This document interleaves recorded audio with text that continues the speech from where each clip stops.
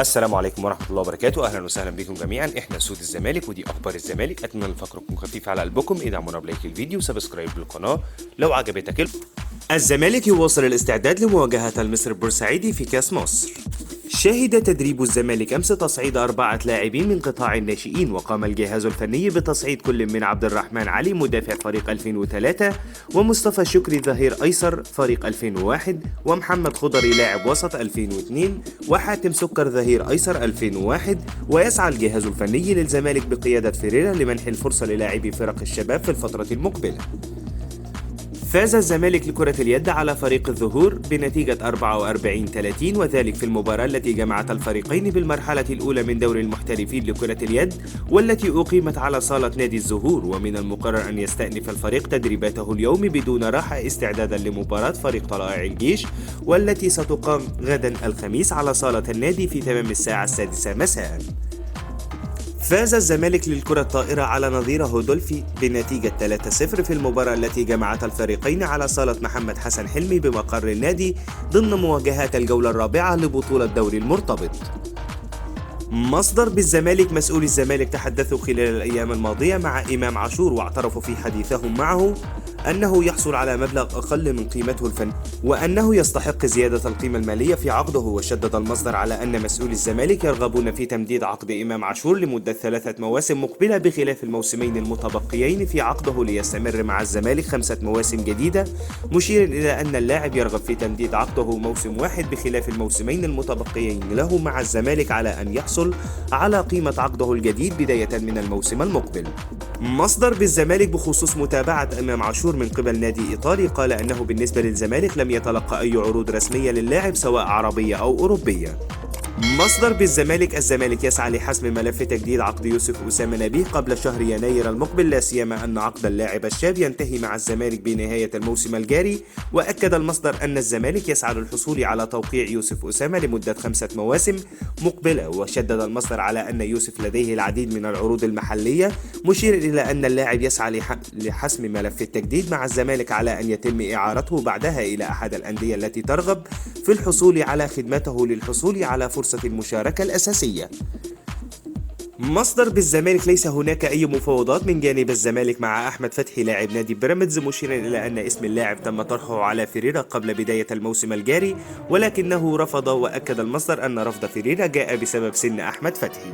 عاد الثنائي أحمد ياسين مدافع البنك الأهلي وباهر المحمدي مدافع الإسماعيلي لحسابات مسؤولي نادي الزمالك من جديد. وأكد مصدر بنادي الزمالك أنه تم عرض الثنائي على مسؤولي الزمالك في الأيام القليلة الماضية لتدعيم صفوف الزمالك في يناير المقبل، مشيرا إلى أنه سيتم مناقشة الأمر مع جوزفالدو فيريرا.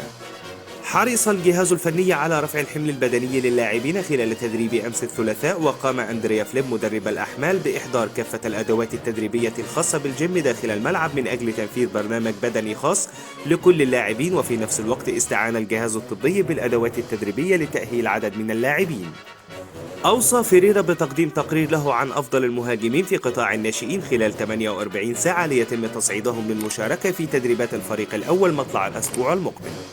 خلال الساعات الماضية خرجت أنباء غير مؤكدة بشأن رحيل مجلس الزمالك برئاسة مرتضى منصور ورحيله في الفترة المقبلة على خلفية ما حدث في قناة الزمالك. وخرج البعض في الساعات الماضية خاصة علاء صادق وأبو تريكة للتأكيد على حل مجلس الزمالك ورحيل مرتضى منصور، بل وغلق قناة نادي الزمالك من الأساس. ونحن نؤكد لكم أن كل ما تردد بشأن غلق قناة الزمالك عاري تماما من الصحة، وأن أقصى عقوبة يمكن أن تحدث هي منع مرتضى منصور من المداخلات الهاتفية لفترة لن تزيد عن أسبوعين. رفض فيريرا فكرة خوض مباريات ودية خلال فترة التوقف الحالية بسبب انشغال المنتخب الوطني بخوض مواجهة بلجيكا الودية حفاظا على لاعبي الفريق من الإصابات، فضلا عن النقص العددي الذي يعاني منه أبناء ميت عقبة خلال الفترة الحالية. وضع فيريرا برنامجا تدريبيا منفردا لأوباما لتجهيزه بالشكل الأمثل للفترة المقبلة، وخضع أوباما لبرنامج تدريبي قبل انطلاق التدريبات الجماعية بساعة ونص تحت قيادة أندريا فليب مدرب الأحمال. وقام أوباما بأداء تدريبات بدنية ببعض الأدوات التدريبية التي أعدها مخطط الأحمال داخل الملعب. أدى مصطفى شلبي تدريبات تأهيلية منفردة قبل انطلاق التدريبات الجماعية أمس الثلاثاء، وخاض شلبي تدريبات منفردة تحت إشراف الدكتور محمد أسامة قبل خوض تدريبات بدنية في صالة الجيمنيزيوم. بدأ نبيل عماد دونجا تنفيذ المرحلة الثالثة من البرنامج التأهيلي الخاص به للتعافي من الإصابة التي كان يعاني منها، وقام دونجا بإزالة اللاصق الطبي على موضع الإصابة، وأدى تدريبات بالركض حول الملعب، وظهر دونجا بحالة جيدة بعدما أدى جزء تأهيلي، ثم خاض تدريبات منفردة بالركض حول الملعب. وتعد هذه هي المرحلة الأخيرة من التدريبات التأهيلية، وسيحدد الجهاز الطبي موعد مشاركة دونجا في التدريبات الجماعية وفقا لسير البرنامج التأهيلي.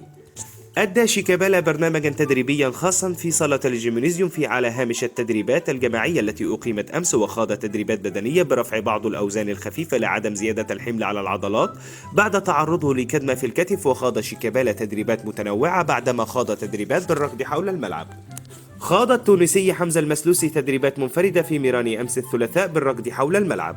قرر الاتحاد الإفريقي لكرة القدم تأجيل قرعة دور المجموعات لبطولتي دوري أبطال أفريقيا والكونفدرالية الإفريقية، والتي كان مقرر لها اليوم الأربعاء الموافق 16 نوفمبر الجاري. وأكد كاف في بيانه الرسمي أنه سيعلن عن موعد جديد في الوقت المناسب لإقامة مراسم القرعة.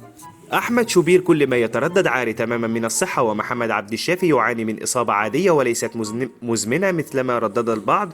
وأعرب شوبير عن اندهاشه الشديد بسبب ما أثير ضد محمد عبد الشافي قائلا: مش عارف إزاي لاعب صاحب 38 عام يعاني من إصابة مزمنة. بس كده، هي دي كل الأخبار اللي كانت معانا النهاردة عن نادي الزمالك. أتمنى الفقرة تكون خفيفة على قلبكم. ادعمونا بلايك الفيديو وسبسكرايب للقناة، ومتشكر لكم جدا على دعمكم. سلام.